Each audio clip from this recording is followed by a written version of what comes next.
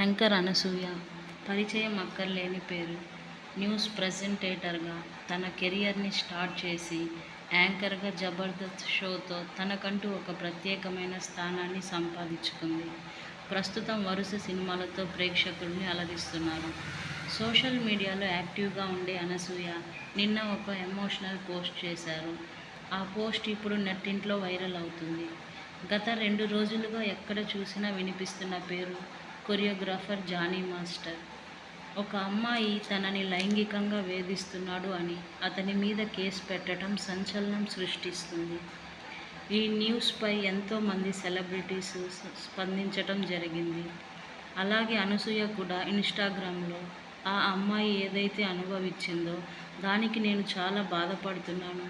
ఇలాంటి విషయంలో అమ్మాయిలు బయటకు రావటానికి ఇంత టైం తీసుకోవటం అనేది చాలా బాధగా ఉంది. ఎవరైతే ఇలాంటి ఇష్యూస్ ఫేస్ చేస్తున్నారో మీరు బయటికి రండి. మీరు బయటికి వస్తే మీకు మీరు హెల్ప్ చేసుకోవటమే కాకుండా మీ ముందు జనరేషన్స్కి కూడా హెల్ప్ చేసినట్లు ఉంటుంది. నేను ఆ అమ్మాయితో వర్క్ చేశాను. జరిగిన ఈ పరిస్థితులను ఆ అమ్మాయి చాలా దాచుకొని మరీ పనిచేసింది. ఇది నిజం.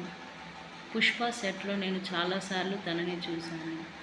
తన బాధని దాచుకొని చాలా యాక్టివ్గా పనిచేయటం చాలాసార్లు గమనించాను.